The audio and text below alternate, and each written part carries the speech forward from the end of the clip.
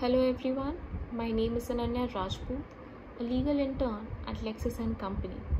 So today in this video, I'm going to talk about intention as the mental element of a crime. Now, one of the most important ingredient of a crime is mens rea, that is, an intention to do a wrongful act, knowing the evil consequences of the same. Now, the element of mens rea is indicated by the use of words such as intention, malice, fraudulent, recklessness, etc. There must be a mind at fault before commission of an offense. Mens rea includes both the intention to do an act as well as abstaining from doing an act which is required to be done. Mere intention to do a wrongful act is itself prohibited by law. An accused will be held guilty if it's proved that he had an intention to commit the crime, but the burden of proof lies on the opposite party and there should be sufficient justification to conclude that intention existed. The court in Ramchandra Gujjar's case held that the intention can be only inferred from the conduct of a person and the probable effect of such a conduct must be taken into account as well. In State of Maharashtra versus M.H. George, the Supreme Court held that a criminal intention is a psychological fact which needs to be proved even with regards to the offences under special acts unless it's specifically ruled out or ruled out by necessary implications. In Hari Mohan Mandal versus State of Jharkhand, Honorable Supreme Court held that it is not essential that bodily injury capable of causing death should have been inflicted. Intention to kill or knowledge that death will be caused is a question of fact which will be the subject matter of trial. Similarly, in the case of State versus Salauddin and Raja and other, the court held that the intention or knowledge is an essential ingredient for an offence under Section 307 of IPC. Now, intentional wrongs are punishable, whereas an act done without an honest intention or unintentionally, then the person will not be held liable for the result of the act. In other words, a person will not be punishable under the law if the said act done by him was in good faith to either protect himself or to prevent harm to somebody else.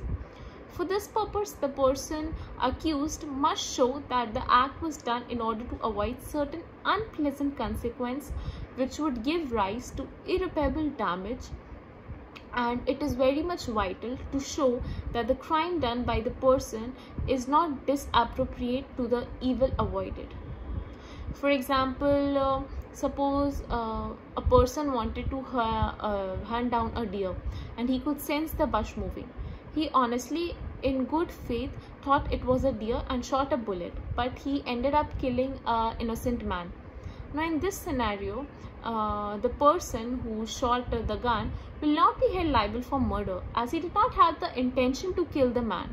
Whereas in case if the person knew that it was a man behind the bush and in spite of that he would have shot a bullet, then he would be guilty for the said offence, and he might be punishable for the same as he had a wrongful intention to cause a harm. There were certain exceptions to it. In Shera's case, the court held that mens rea is an essential ingredient of crime except in cases not criminal in real sense but which in the public interest are prohibited under a penalty. Then public nuisance, and third, cases criminal in form but which are really only a summary mode of enforcing a civil right.